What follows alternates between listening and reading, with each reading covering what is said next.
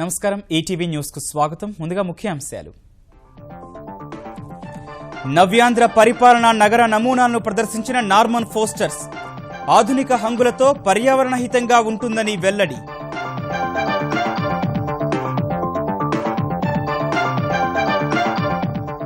ఉగాది రోజున 7 ప్రాధాన్య రహదారుల నిర్మాణానికి శంకుస్థాపన.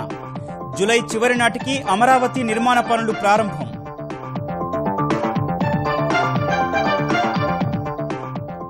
పట్టిసీమ ఎత్తిపోతల పథకానికి అరుదైన గుర్తింపు. అత్యల్ప సమయంలో పూర్తి చేసినందుకు లిమ్కా బుక్ ఆఫ్ రికార్డ్స్ లో చోటు. 2019లో తెరాసకు తిరుగుండదన్న కేసీఆర్. ఇప్పటికిప్పుడు ఎన్నికలు జరిగినా అఖండ విజయం ఖాయమని ధీమా. సిట్టింగులకు సీట్లపై భరోసా. తెరాస సంస్థాగత ఎన్నికలకు షెడ్యూల్ ప్రకటించిన కేసీఆర్. ఏప్రిల్ 21న అధ్యక్ష ఎన్నిక. వరంగల్ బహిరంగ సభ ఏర్పాట్లపై మార్గనిర్దేశనం. నిజామాబాద్ పెద్దపల్లి మధ్య రైలు కూత. 178 కిలోమీటర్ల మార్గాన్ని ప్రారంభించిన రైల్వే మంత్రి. రాష్ట్రాలు కలిసొస్తే పెండింగ్ పనులపై సత్వర చర్యలు.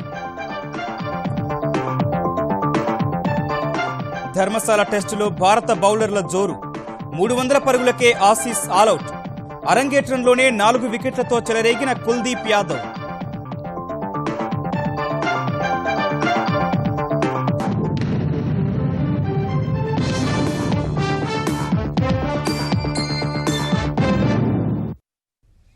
ప్రపంచంలోనే అత్యుత్తమ నగరాలకు దీటుగా నవ్యాంధ్ర రాజధాని నిర్మిస్తామన్న ముఖ్యమంత్రి చంద్రబాబు ఆకాంక్షలకు అనుగుణంగా అమరావతి పరిపాలనా నగర ఆకృతులు సిద్ధమయ్యాయి. పర్యావరణహిత రాజధాని నిర్మించాలన్న చంద్రబాబు సూచన మేరకు ఆకృతులను రూపొందించినట్టు లండన్కు చెందిన నార్మన్ ఫోస్టర్స్ సంస్థ స్పష్టం చేసింది. భారతీయులు విశ్వసించే వాస్తును దృష్టిలో పెట్టుకుంటూనే తెలుగు సంస్కృతి, వారసత్వ సంపద, చరిత్రను పరిగణలోకి తీసుకుని ఆకృతులను రూపొందించినట్టు వెల్లడించింది. అటు అమరావతిలో నిర్మించే 7 సబ్ ఆర్టీరియల్ రహదారుల నిర్మాణానికి ఉగాది రోజున భూమి పూజ చేయనున్నట్టు ప్రభుత్వం తెలిపింది.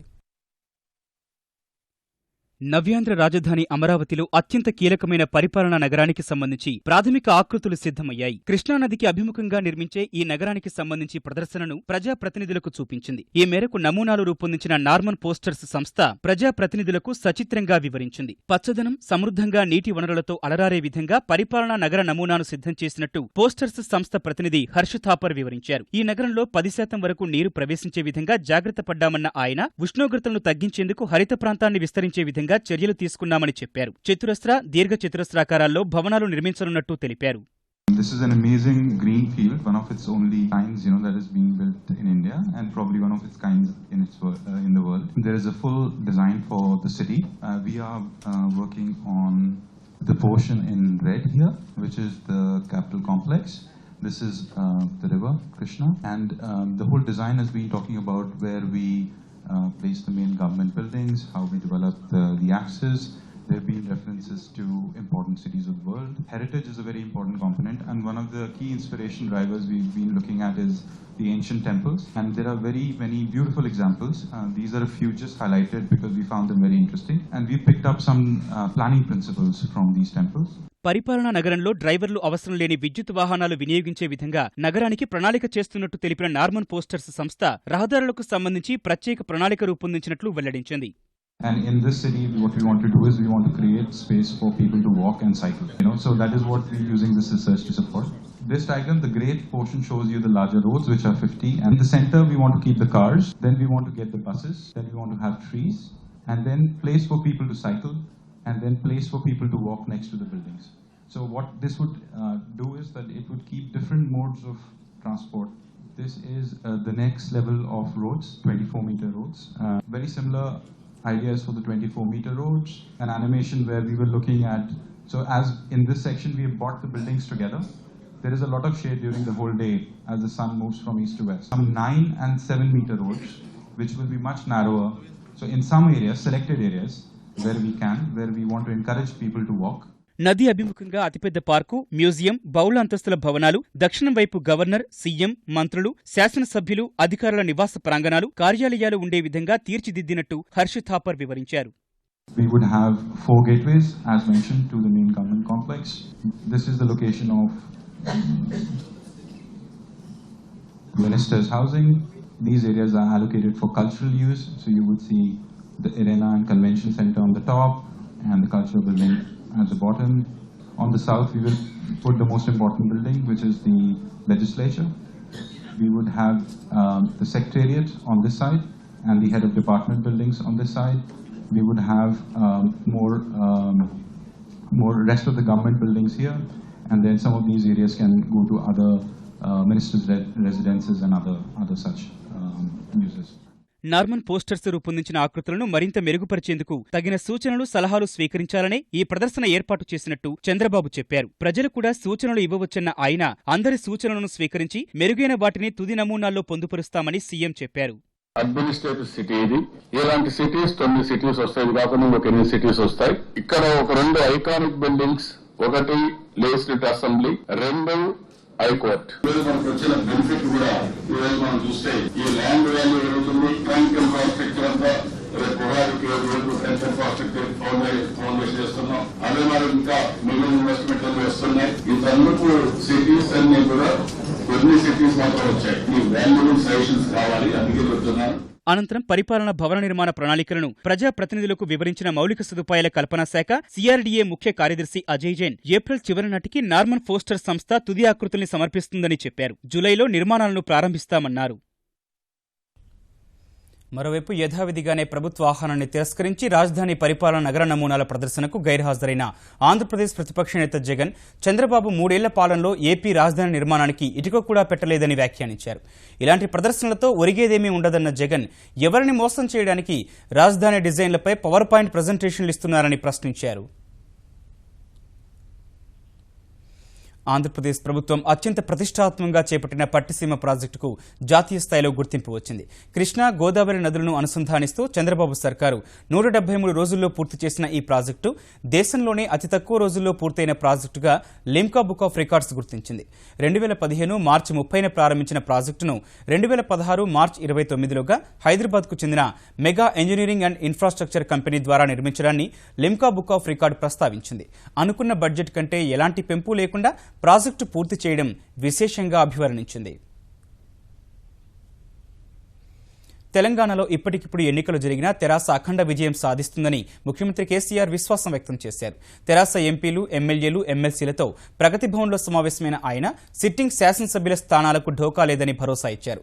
సంక్షేమ కార్యక్రమాల ఫలాలు ప్రజలకు సక్రమంగా అందుతున్నాయన్న కేసీఆర్ ప్రభుత్వ కార్యక్రమాలను విస్తృతంగా ప్రజల్లోకి తీసుకెళ్లాలని సూచించారు. తెరాస సంస్థాగత ఎన్నికల షెడ్యూల్ విడుదల చేసిన కేసీఆర్ 21న కొంపల్లిలో జరిగే ప్లీనరీ సహా 27న వరంగల్లో నిర్వహించే బహిరంగ సభకు భారీ ఏర్పాట్లు చేయాలని సూచించారు. తెరాస సంస్థాగత నిర్మాణం, ప్లీనరీ, పార్టీ వార్షికోత్సవాన్ని పురస్కరించుకుని జరిగే బహిరంగ సభ నిర్వహణ వంటి అంశాలపై ప్రగతి భవన్లో పార్టీ శ్రేణులతో ముఖ్యమంత్రి కేసీఆర్ చర్చించారు. మంత్రులు, ఎమ్మెల్యేలు, ఎంపీలు, ఎమ్మెల్సీలతో కలిసి మధ్యాహ్న భోజనం చేసిన ఆయన వారితో గంటపాటు సమావేశమై చర్చించారు. ఇప్పటికిప్పుడు తెలంగాణలో ఎన్నికలు నిర్వహించినా తెరాస అధికారంలోకి రావడం ఖాయమని వేర్వేరు సర్వేలు చెబుతున్నట్టు వెల్లడించిన కేసీఆర్ గ్రామ స్థాయి నుంచి రాష్ట్ర స్థాయి వరకు ప్రతి కమిటీలో ఎస్సీ, ఎస్టీ, మైనార్టీలకు ప్రాతినిధ్యం కల్పించాలని సూచించారు. బడ్జెట్లో పెట్టిన నిధులను ఎస్సీ, ఎస్టీ, మైనారిటీ జనాభా నిష్పత్తి ప్రకారం ఖర్చు చేయాలన్న కేసీఆర్ బీసీ వర్గాలకు, కులవృత్తులకు ఆర్థిక చేయూతనందిస్తున్న విషయాన్ని గుర్తు చేశారు. ఎమ్మెల్యేల పనితీరుపై నిర్వహించిన సర్వేలో వెనుకబడ్డ వాళ్లు నిరుత్సాహపడాల్సిన అవసరం లేదని, ప్రజల్లో ఉంటూ పనిచేస్తే వచ్చే ఎన్నికల్లో సిట్టింగులకు సీట్లు ఖాయమన్నారు. ఎంపీల పనితీరుపై వచ్చిన సర్వే నివేదికలో వినోద్ అగ్రస్థానంలో ఉండగా బూర నర్సయ్యగౌడ్ చివరి స్థానంలో నిలిచినట్టు చెప్పారు. వచ్చే సార్వత్రిక ఎన్నికల్లో 15 ఎంపీ స్థానాల్లో గెలుస్తామన్న కేసీఆర్ ఒకచోట ఎంఐఎం వస్తుందని, సికింద్రాబాద్లో తెరాస, భాజపా మధ్య పోటీ ఉంటుందని వివరించారు. అనంతరం తెరాస సంస్థాగత ఎన్నికల షెడ్యూల్ విడుదల చేసిన కేసీఆర్ ఏప్రిల్ 5లోపు సభ్యత్వ కార్యక్రమాన్ని ముగించాలని సూచించారు. ఏప్రిల్ 6న గ్రామ కమిటీలు, 12, 13 తేదీల్లో మండల కమిటీలకు ఎన్నికలు నిర్వహించాలని చెప్పారు. పార్టీ అధ్యక్ష పదవికి ఏప్రిల్ 14న నోటిఫికేషన్ విడుదల చేస్తామన్న కేసీఆర్ 18న నామినేషన్ల స్వీకరణ, 20న ఉపసంహరణ, ఏప్రిల్ 21న కోంపల్లి ఆర్డీ కన్వెన్షన్ సెంటర్లో జరిగే ప్లీనరీలో అధ్యక్ష ఎన్నికలు జరుగుతాయన్నారు. ఈ ఎన్నికలకు నాయని రిటర్నింగ్ అధికారిగా వ్యవహరిస్తారని తెలిపిన కేసీఆర్ ఏప్రిల్ 27న వరంగల్లో నిర్వహించే బహిరంగ సభ ఏర్పాట్ల పర్యవేక్షణకు కమిటీని నియమించారు. వరంగల్ సభ ఏర్పాట్ల కోసం నియోజకవర్గాల్లో పార్టీ నేతలు శ్రమదాన కార్యక్రమాలు చేపట్టాలన్న సీఎం తాను స్వయంగా పాల్గొంటానని చెప్పారు. సిర్పూర్ పేపర్ మిల్లు పునరుద్ధరణకు కట్టుబడి ఉన్నామని తెలంగాణ పరిశ్రమల శాఖ మంత్రి కేటీఆర్ స్పష్టం చేశారు. శాసనసభలో ప్రశ్నోత్తరాల సందర్భంగా సభ్యులు అడిగిన ప్రశ్నలకు సమాధానమిచ్చిన మంత్రి మిల్లు తెరిపించేందుకు అన్ని రకాల చర్యలు తీసుకుంటున్నామని వెల్లడించారు. మిల్లు యాజమాన్య బాధ్యతలు చేపట్టాలని ఐటీసీ, జేకే పేపర్ సహా విదేశీ సంస్థల్ని కోరామన్న మంత్రి పరిశ్రమపై ఆధారపడిన కార్మికులకు న్యాయం చేస్తామని పేర్కొన్నారు. రైతులు సహకార సంఘంగా ఏర్పడితే నిజాం చక్కెర కర్మాగారాన్ని తెరిపిస్తామన్న మంత్రి పారిశ్రామికంగా తెలంగాణను పరుగులు పెట్టించే లక్ష్యంతో పనిచేస్తున్నామని వివరించారు. గౌరవ ముఖ్యమంత్రి గారు ఇక్కడికి ఐటీసీ చైర్మన్ దేవేశ్వర్ గారు వస్తే వారికి కూడా విజ్ఞప్తి చేశారు. ITC is running a paper mill in Bhadrachalam. వారికి చెప్పాం ఇది రెడీమేడ్ ఉంది, 592 ఎకరాల ల్యాండ్ ఉంది, మీరు తీసుకున్న బానే ఉంటది, తీసుకోమని కూడా కోరాం. వెంటనే ఐటీసీ ఒక టీమ్ ని పంపింది. సిర్పూర్ పేపర్ మిల్ విషయంలో we're committed, we will 100% will try and revive it. అధ్యక్ష ఇప్పటికే అడ్వాన్స్ స్టేజ్ ఆఫ్ డిస్కషన్ లో ఉన్నాము. నేను ఇంకొక విషయం కూడా ఈ సందర్భంగా చెప్పాలి అధ్యక్ష. ఈ ప్రభుత్వం వచ్చిన తర్వాత రామగుండం ఫర్టిలైజర్స్ కార్పొరేషన్ లిమిటెడ్ ని కేంద్ర ప్రభుత్వ సహకారంతో రివైవ్ చేశాం. అందులో రాష్ట్ర ప్రభుత్వం 11% వాటా తీసుకుంది. ఆదిలాబాద్ కాన్స్టిట్యున్సీలో cement corporation of India unit మూతపడితే కేంద్ర ప్రభుత్వానికి లిఖితపూర్వకంగా ఇచ్చాం. RFCL ఎట్లా అయితే ఓపెన్ చేశామో, ఎట్లయితే రివైవ్ చేశామో ఇద్దరం కలిసి అదే రకంగా CCIలో కూడా రాష్ట్ర ప్రభుత్వం పెట్టుబడులు పెట్టడానికి సిద్ధంగా ఉందని చెప్పాం. బిల్ట్ విషయంలో కమలాపూర్ లో కూడా మేము 30 కోట్ల రాయితీలు ఇస్తూ జీవో కూడా ఇచ్చాము. మరి వారిని కూడా ఆ యాజమాన్యాన్ని ముందుకు రమ్మని చెప్పి కూడా విజ్ఞప్తి చేశాము. RFCL, CCI, Bilt paper mill విషయంలో ఎలాగైతే ముందుకు పోతున్నామో నిజాం షుగర్స్ విషయంలో రైతులు గనక సహకార సంఘంగా ఏర్పడి కోఆపరేటివ్ పద్ధతిలో ముందుకు వచ్చినట్టయితే దానికి జీవన్ రెడ్డి గారిని చైర్మన్ గా పెట్టినైనా సరే మేము రివైవ్ చేసే దానికి సిద్ధంగా ఉన్నామని చెప్పాము. We're committed sir. ముస్లింలకు ప్రత్యేక రిజర్వేషన్లు అమలు చేస్తామన్న తెరాస ప్రభుత్వానికి వ్యతిరేకంగా భారతీయ జనతా పార్టీ వరుసగా రెండో రోజు కూడా తెలంగాణ వ్యాప్తంగా ఆందోళనలు చేపట్టింది. పలు జిల్లాల్లో ర్యాలీలు, ప్రదర్శనలు నిర్వహించింది. ఈ ఆందోళనలో భాగంగా నిన్న శాంతియుతంగా చేపట్టిన సత్యాగ్రహాన్ని పోలీసు నిర్బంధం ద్వారా అడ్డుకోవడాన్ని నిరసిస్తూ భారతీయ జనతా పార్టీ రాష్ట్ర శాఖ ట్యాంక్ బండ్ పై ఉన్న అంబేద్కర్ విగ్రహానికి నివాళులర్పించి అసెంబ్లీ వరకు ర్యాలీ చేపట్టారు. ధర్నా చౌక్ ఎత్తివేసి ప్రజల ప్రాథమిక హక్కును కాలరాస్తున్న తెరాస సర్కారు అనవసరంగా తమను సస్పెండ్ చేసి తన నిరంకుశత్వాన్ని చాటుకుందని ర్యాలీలో పాల్గొన్న భాజపా ఎమ్మెల్యేలు ధ్వజమెత్తారు. గాంధీ మహాత్ముడు సూచించినటువంటి శాంతియుతమైనటువంటి పద్ధతిలో సత్యాగ్రహానికి పిలుపునిస్తే ఈ రకంగా పోలీస్ నిర్బంధం ద్వారా ఉద్యమాన్ని అణిచివేయాలని, మా గొంతు నొక్కాలని ప్రజాస్వామ్య వ్యతిరేకంగా ఈ ప్రభుత్వం ప్రయత్నం చేయడం ఎంతున్నదో ఖచ్చితంగా రానున్న రోజుల్లో టీఆర్ఎస్ పార్టీ దీనికి తగిన మూల్యం చెల్లించాల్సిన పరిస్థితి వస్తుందని హెచ్చరిస్తా ఉన్నాను. రిజర్వేషన్ల విషయంలో స్థానిక పరిస్థితులకు అనుగుణంగా నిర్ణయాలు తీసుకునే అధికారం రాష్ట్ర ప్రభుత్వాలకు ఉండాలని తెలంగాణ ఐటీ పరిశ్రమల శాఖ మంత్రి కేటీఆర్ అన్నారు. తెలంగాణలో 90% మంది వెనుకబడిన వర్గాల వారిని చెప్పిన కేటీఆర్ అన్ని వర్గాల్లో వెనుకబాటుతనం ఉందని వివరించారు. ముస్లింలకు తాము మత ప్రాతిపదికన రిజర్వేషన్లు ఇవ్వటం లేదన్న ఆయన వెనుకబడిన వర్గాల వారికే కాకుండా ఓసీలోని పేదలకు కూడా తెరాస సర్కారు అండగా నిలబడుతుందని చెప్పారు. బ్రాహ్మణ పరిషత్ ఏర్పాటు ఈ ప్రక్రియలో భాగమేనని చెప్పిన కేటీఆర్ తమిళనాడులో అమల్లో ఉన్నట్లు 69% రిజర్వేషన్ కల్పించే అవకాశాన్ని కేంద్రం తెలంగాణకు ఇవ్వాలని కోరారు. తెలంగాణలో నియోజకవర్గాల పునర్వ్యవస్థీకరణ జరుగుతుందని ఆశిస్తున్నట్లు చెప్పారు. దీర్ఘకాలికంగా పెండింగ్లో ఉన్న రైల్వే పనులు పూర్తి కావాలంటే కేంద్ర రాష్ట్ర ప్రభుత్వాలు కలిసి పనిచేయాలని రైల్వే మంత్రి సురేష్ ప్రభు చెప్పారు. Hyderabad hitech city railway station నుంచి 926 కోట్ల రూపాయలతో నిజామాబాద్, పెద్దపల్లి మధ్య పూర్తి చేసిన 178 కిలోమీటర్ల రైలు మార్గాన్ని ప్రారంభించిన మంత్రి మహబూబ్ నగర్, సికింద్రాబాద్ మార్గంలో 1200 కోట్ల రూపాయలతో చేపట్టే డబ్లింగ్ పనులు, దేవరకద్ర, జక్లేర్ మధ్య 247 కిలోమీటర్ల కొత్త రైలు మార్గం, డెమో ప్యాసింజర్ రైళ్లను ఆరంభించారు. నాంపల్లి రైల్వే స్టేషన్లో 225 KWP సామర్థ్యం గల సౌర విద్యుత్ గ్రిడ్, నీటి శుద్ధి కేంద్రాలను ఆరంభించిన మంత్రి 10 రైల్వే స్టేషన్లో నగదురహిత చెల్లింపుల ప్రక్రియను ప్రారంభించారు. మల్కాజ్గిరి రైల్వే స్టేషన్లో 2వ ప్రవేశ ద్వారాన్ని కూడా ప్రారంభించిన మంత్రి తెలుగు రాష్ట్రాలకు అన్ని విధాలా సహకరిస్తామని చెప్పారు. అటు నిజాంల కాలం నుంచి పెండింగ్లో ఉన్న నిజామాబాద్, పెద్దపల్లి రైల్వే మార్గాన్ని ప్రారంభించడంపై నిజామాబాద్ ఎంపీ కవిత హర్షం వ్యక్తం చేశారు.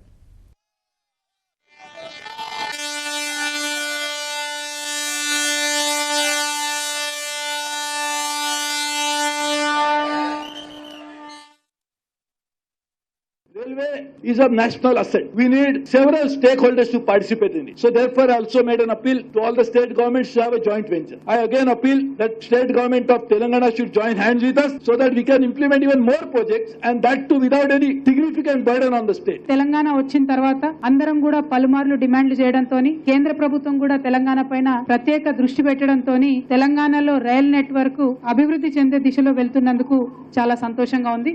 రైలు ఎక్కడికి వెళ్తే అభివృద్ధి అక్కడికి వెళ్తుందని అంటారు కాబట్టి తెలంగాణలో జరుగుతున్నటువంటి అభివృద్ధికి తోడుగా మరి రైల్ నెట్వర్క్ ను కూడా విస్తరించడానికి సహకారం అందిస్తున్నటువంటి కేంద్ర ప్రభుత్వానికి మరొకసారి ధన్యవాదాలు తెలియజేస్తూ ఈ పార్ట్నర్షిప్ ఇలాగే కొనసాగాలి. హైదరాబాద్, సికింద్రాబాద్తో పాటు అటు ఆంధ్రప్రదేశ్లోని విజయవాడ, తిరుపతి, కాకినాడ, గుంటూరులో కూడా డిజిటల్ చెల్లింపుల సౌకర్యాన్ని దక్షిణ మధ్య రైల్వే ఏర్పాటు చేసింది. త్వరలో రాజమండ్రిలో కూడా ఈ తరహా సేవలు ప్రారంభం కానున్నట్లు విజయవాడ రైల్వే డీఆర్ఎం అశోక్ కుమార్ తెలిపారు. విజయవాడలో 82 POSల ద్వారా డిజిటల్ చెల్లింపులు నిర్వహిస్తున్నట్లు తెలిపిన ఆయన పార్కింగ్ నుంచి రైల్వే టికెట్లు సహా అన్ని లావాదేవీలను వీటి ద్వారా నిర్వహించవచ్చని చెప్పారు.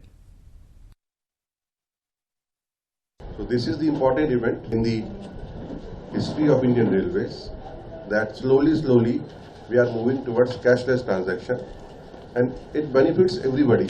The nation is going towards the cashless transaction. In that direction, South Central Railway has taken one step forward, and these 10 stations have been fully digitally enabled payment stations. గ్రామీణ ఉపాధి హామీ పథకం కింద గ్రామాల్లో ఆస్తులు సృష్టించడానికి ప్రభుత్వం ప్రయత్నిస్తుంటే ప్రతిపక్ష వైకాపా అడ్డుకునేందుకు కేంద్రానికి లేఖలు రాస్తుందని ఆంధ్రప్రదేశ్ పంచాయతీరాజ్ మంత్రి చింతకాయల అయ్యన్న పాత్రుడు మండిపడ్డారు. ఆంధ్రప్రదేశ్ శాసనసభలో NREGSపై చర్చ జరగ్గా ఆస్తుల సృష్టి పేరిట కూలీలకు పని లేకుండా చేస్తున్నారని, ఫలితంగా ఇతర రాష్ట్రాలకు పనుల కోసం వలస వెళ్లాల్సిన దుస్థితి ఏర్పడిందని ప్రతిపక్ష నేత జగన్ ఆరోపించారు. వైఎస్ హయాంలో పనుల్లో కూలీలకు పెద్దపీట వేశారని చెప్పారు. జగన్ వ్యాఖ్యల్ని ఖండించిన అయ్యన్న రోజు 13 లక్షల మందికి ఉపాధి కల్పిస్తున్నామని స్పష్టం చేశారు. ప్రభుత్వ సమాధానంపై అసంతృప్తి వ్యక్తం చేసిన జగన్ సభ నుంచి వాకౌట్ చేశారు. అంగన్వాడీ బిల్డింగ్లకు కూడా ఈ NREGS ఫండ్స్ ఇస్తా ఉన్నారు. పంచాయతీ బిల్డింగ్లకు కూడా ఈ NREGS ఫండ్స్ ఇస్తా ఉన్నారు. సిమెంట్ రోడ్లకు కూడా ఈ NREGS ఫండ్స్ ఇస్తా ఉన్నారు. చివరికి శ్మశానాలకు కూడా ఈ NREGS ఫండ్స్ ఇస్తా ఉంటే ఇక లేబర్ కాంపోనెంట్ అనే వాళ్ళకు డబ్బులు ఎక్కడ ఇస్తున్నారు? లేబర్ కాంపోనెంట్ కి మీరు డబ్బులు పెట్టని కారణంగా ఇవాళ వలసలు పోతా ఉన్న పరిస్థితులు ఇవాళ కనిపిస్తా ఉన్నాయి. పనులు లేక ఇవాళ కూడా పని లేక కూలీలు ఇతర రాష్ట్రాలు వెళ్ళిపోతున్నారు చెప్తున్నారు. అధ్యక్ష 24 గంటల్లో పని ఇవ్వడానికి మేము సిద్ధంగా ఉన్నాం. మనండి ఇవాళ కేరళ కానీ మిగతా రాష్ట్రాలు వెళ్తున్నారంటే వాళ్ళకి అక్కడ 500 రూపాయలు కూలి వస్తుంది. రోజుకి 194 రూపాయలు మనం ఇస్తున్నాం.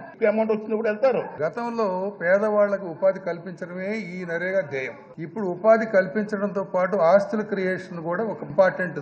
అధ్యక్ష ఎవరు కూడా సిమెంట్ రోడ్లు వేయొద్దని, ఎవరు బిల్డింగ్లు కట్టొద్దని ఎవరు అనడంలా, కానీ ఉపాధి హామీకి సంబంధించిన నిధులను ఉపాధి క్రియేట్ చేయడం కోసం వెచ్చిస్తే దానివల్ల వలసలు ఉండవు, దానివల్ల ఎంప్లాయ్మెంట్ ఉంటుంది. మీరు మాత్రం ఇదే రకంగా ఇదే కరెక్ట్ అని చెప్పి మీరు అనుకుంటా ఉన్న తీరును, ఈ తీరుకు నిరసన తెలుపుతూ staging walkout for this question. అధ్యక్ష ఇటువంటి మంచి కార్యక్రమం గురించి మాట్లాడుతున్నప్పుడు జగన్మోహన్ రెడ్డి గారు వాళ్ళ సభ్యులు వాకౌట్ చేయడం అనేది చాలా దారుణం అధ్యక్ష. నాన్నగారి టైంలో, రాజశేఖర్ టైంలో ఎంతో చేసే ఉన్నారు అధ్యక్ష. రాజశేఖర్ గారి టైంలో ఉపాధి హామీ పథకాన్ని దోపిడీ చేశారు అధ్యక్ష. మట్టి తీసి ఆ మట్టి అక్కడ వేయడం, ఆ మట్టి ఇక్కడ వేయడం. ఇవాళ ఆస్తులు క్రియేట్ చేస్తున్నాం అధ్యక్ష. SC/ST ఉప ప్రణాళిక నిధులను చంద్రబాబు ప్రభుత్వం పక్కదారి పట్టిస్తోందని వైకాపా శాసనసభ్యుడు రాజన్న దొర ఆంధ్రప్రదేశ్ శాసనసభలో ఆరోపించారు. సంక్షేమ పథకాల కింద ఖర్చు చేసే మొత్తాన్ని ఉప ప్రణాళికలో చూపించడం తగదన్నారు. ఒక ఆర్థిక సంవత్సరంలో ఖర్చు కాకుండా మిగిలిపోయిన మొత్తాన్ని వేరే పథకాల వైపు మళ్లించకుండా తదుపరి ప్రణాళికలో చేర్చాలని రాజన్న దొర విజ్ఞప్తి చేశారు. సప్లాన్ నిధులు దారి మళ్లిస్తున్న వారిపై చట్టపరంగా చర్యలు తీసుకోవాలన్న ఆయన కొండకోణంలో ఉండే గిరిజనుల గోడు పట్టించుకోవాలని కోరారు. రాజన్న ప్రసంగం తర్వాత సభ సోమవారానికి వాయిదా పడింది. ఆయన ప్రస్తావించిన సమస్యలపై 27న సభలో సంబంధిత మంత్రి సమాధానం చెప్తారని సభాపతి కోడెల తెలిపారు. గిరిజనులకి ఏ విధంగా తీసుకెళ్తే చూడండి. డోలికట్టి విజయనగరం నియోజకవర్గం సారూరు నియోజకవర్గం డోలికట్టి తీసుకెళ్తారు. అందరూ చూడండి మా రోడ్ల పరిస్థితి రాకుండా చెప్తారు. గ్రాంట్లు కూడా ఇవ్వకపోతే నేనే ఇచ్చిన రోడ్లు కూడా లేకుండా అయిపోయినవి చెప్పింది. ఎలా చూసుకున్నా నా బండి అధ్యక్ష. ఈ రోడ్డుకి 4 కోట్ల 10 లక్షలు గత ప్రభుత్వం నేను మంజూరు చేశాను. నిధులు మళ్లించడం కూడా గిరిజనులు సొంతగా చేసుకుంటారు అధ్యక్ష. రోడ్డు కాబట్టి తమ దయచేసి మా గిరిజనులకు ఇచ్చిన నిధులు బడ్జెట్ ఎంత పెట్టమని కాదు, సక్రమంగా క్రమ పద్ధతిగా ఖర్చు పెట్టి మాకు అన్ని కనీసం కూడు కూడుకుంటే చేయమని మీకు నమస్కరిస్తూ సెలవు తీసుకుంటాను. పోలవరం ప్రాజెక్టును ఎట్టి పరిస్థితుల్లో 2019 నాటికి పూర్తి చేస్తామని ఆంధ్రప్రదేశ్ సర్కారు శాసనసభలో స్పష్టం చేసింది. ఈ అంశంపై ప్రశ్నోత్తరాల సమయంలో వైకాపా సభ్యులు అడిగిన ప్రశ్నకు సమాధానమిచ్చిన ఆంధ్రప్రదేశ్ జలవనరుల శాఖ మంత్రి దేవినేని ఉమామహేశ్వరరావు కాంగ్రెస్ హయాంలో కేంద్రం నుంచి ఈ ప్రాజెక్టుకు 500 కోట్ల రూపాయలు వస్తే తెలుగుదేశం పాలనలో 3,000 కోట్ల వరకు అందాయని వివరించారు.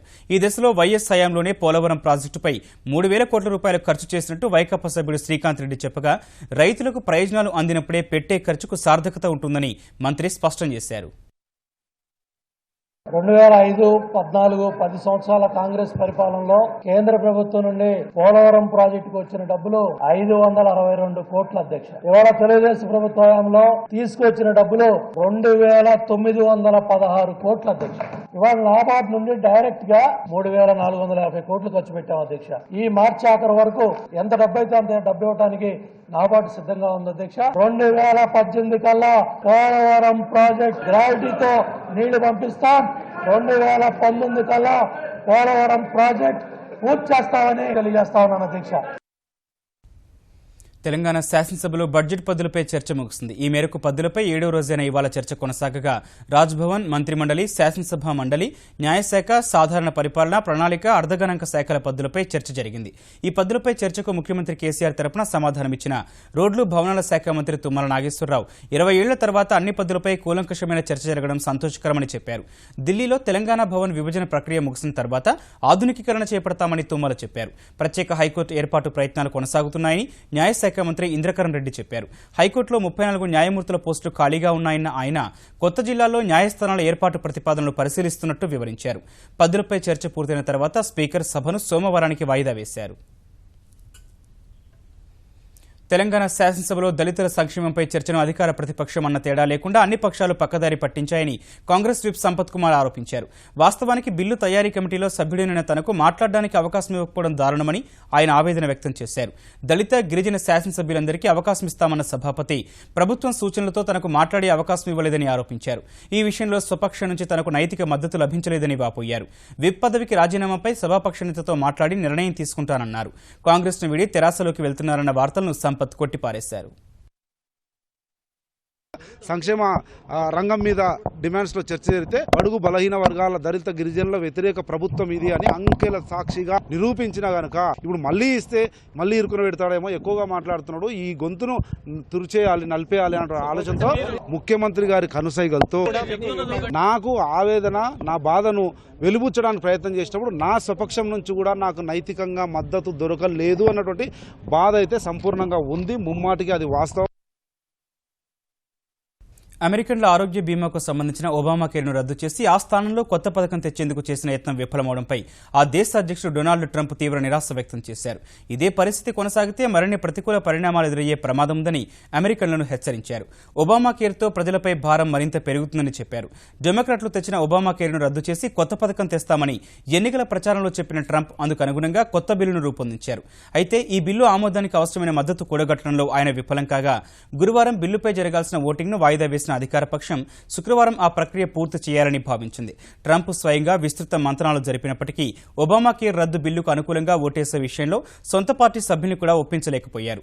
435 సీట్లున్న దిగువ సభలో రిపబ్లికన్ పార్టీకి 235 మంది సభ్యులున్నా బిల్లు ఆమోదానికి అవసరమైన 215 ఓట్లు సంపాదించడంలో ట్రంప్ విఫలం కాగా ఓటమి తప్పదని భావించిన speaker Paul Ryan Obamacare రద్దు బిల్లును ఉపసంహరిస్తున్నట్టు ప్రకటించారు. భారత్కు అధునాతన F-16 యుద్ధ విమానాన్ని త్వరగా విక్రయించాలని అమెరికాకు చెందిన 2 చట్టసభ్యులు ట్రంప్ ప్రభుత్వాన్ని కోరారు.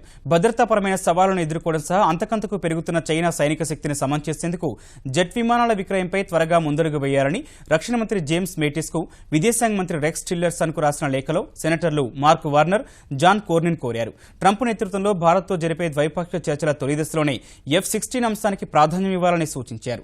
భారత్కు జెట్ విమానాల విక్రయానికి సంబంధించిన కీలక అంశాన్ని ప్రస్తావించిన డెమోక్రాట్ మార్క్, రిపబ్లికన్ జాన్ ఈ ఒప్పందం 2 దేశాల మైత్రిని బలోపేతం చేస్తుందన్నారు. విమానాలని భారత్లోనే తయారు చేస్తే F-16 జెట్లను కొంటామన్న భారత ప్రతిపాదనపై 2 దేశాల మధ్య ఎప్పటినుంచో విస్తృత చర్చలు జరుగుతున్నాయి. ఈ ప్రతిపాదనను ట్రంప్ ప్రభుత్వం పునఃసమీక్షిస్తోందన్న వార్తల మధ్య 2 అమెరికన్ చట్టసభ్యులు భారత్కు మద్దతు పలకడం ప్రాధాన్యం సంతరించుకుంది. అమెరికాలోని న్యూజెర్సీలో ప్రవాస భారతీయులైన ప్రకాశం జిల్లా వాసులు శశికళ, ఆమె 6 ఏళ్ల కుమారుడి దారుణ హత్యలపై అక్కడి పోలీసులు దర్యాప్తు ముమ్మరం చేశారు. శశికళ భర్త హనుమంతరావును వివిధ కోణాల్లో ప్రశ్నించిన బర్లింగ్టన్ పోలీసులు ఇప్పటివరకు ఎవరినీ ఈ కేసుకు సంబంధించి అదుపులోకి తీసుకోలేదని తెలిపారు. ఇరుగు పొరుగు వారి నుంచి సమాచారం రాబట్టడం సహా ఇతర ఆధారాల సేకరణను ముమ్మరం చేసిన పోలీసులు 1-2 రోజుల్లో నిందితులను గుర్తిస్తామని చెప్పారు. ఈ హత్యల వెనుక జాతి విద్వేష కారణమున్నట్టు ఎలాంటి ఆధారాలు దొరకలేదన్నారు. అటు శశికళ బంధువులు మాత్రం హనుమంతరావే శశికళను, ఆమె కుమారుడు మనీష్ను హత్య చేసి ఉంటారని ఆరోపిస్తున్నారు. తమ అల్లుడికి వేరే మహిళతో సంబంధం ఉందని ఆరోపిస్తున్న శశికళ తల్లిదండ్రులు అందుకు సంబంధించిన ఈమెయిళ్లు, ఇతర ఆధారాలతో నిలదీసినందుకే ఈ ఘాతుకానికి ఒడిగట్టి ఉంటాడని అంటున్నారు. కొత్త కుర్రాడు కుల్దీప్ యాదవ్ అరంగేట్రంలోని అదరగొట్టగా ధర్మశాలలో మొదలైన టెస్టులో భారత్ శుభారంభం చేసింది. మొదటి మ్యాచ్లోనే కుల్దీప్ యాదవ్ 4 వికెట్లు తీయగా ఆస్ట్రేలియా 88.3 ఓవర్లో 300 పరుగులకు ఆలౌట్ అయింది. ఈ మ్యాచ్లో టాస్ గెలిచి బ్యాటింగ్ ఎంచుకున్న ఆసీస్కు ఆదిలోనే ఎదురుదెబ్బ తగిలింది. రెండో ఓవర్లోనే ఓపెనర్ రెన్షాను ఉమేష్ యాదవ్ బౌల్డ్ చేయగా ఆ తర్వాత వచ్చిన కెప్టెన్ స్టీవెన్ స్మిత్ మరో ఓపెనర్ డేవిడ్ వార్నర్తో కలిసి ఆసీస్ ఇన్నింగ్స్ చక్కదిద్దాడు. ఈ క్రమంలో ఇరువురు అర్ధశతకాలు చేయగా రెండో వికెట్కు 134 పరుగులు జోడించిన తర్వాత 56 పరుగులు చేసిన వార్నర్ను కుల్దీప్ పెవిలియన్ చేర్చాడు. ఈ దశలో షాన్ మార్ష్ను ఉమేష్ యాదవ్ వెనక్కి పంపితే తర్వాత చెలరేగిన కుల్దీప్ హ్యాండ్స్కామ్, మ్యాక్స్వెల్లను పెవిలియన్ చేర్చగా ఆసీస్ 178 పరుగులకే 5 వికెట్లు కోల్పోయింది. ఈ దశలో మ్యాథ్యూ వేడ్తో కలిసి మరో వికెట్కు 30 పరుగులు జోడించిన స్మిత్ శతకం పూర్తి చేశాడు. మొత్తం 111 పరుగులు చేసిన స్మిత్ను అశ్విన్ వెనక్కి పంపగా కమిన్స్ను కుల్దీప్ దొరపుచ్చుకున్నాడు. మరోవైపు అర్ధశతకం చేసిన మ్యాథ్యూ వేడ్ను రవీంద్ర జడేజా వెనక్కి పంపగా చివరిలో నాథన్ లియాను భువనేశ్వర్ అవుట్ చేయగా ఆసీస్ ఇన్నింగ్స్కు 300 పరుగుల వద్ద తెరపడింది. భారత బౌలర్లో కుల్దీప్ యాదవ్ 4, ఉమేష్ యాదవ్ 2, అశ్విన్, జడేజా, భువనేశ్వర్ ఒక్కో వికెట్ తీసుకున్నారు. ఈటీవీ న్యూస్ సమాప్తం. నమస్కారం.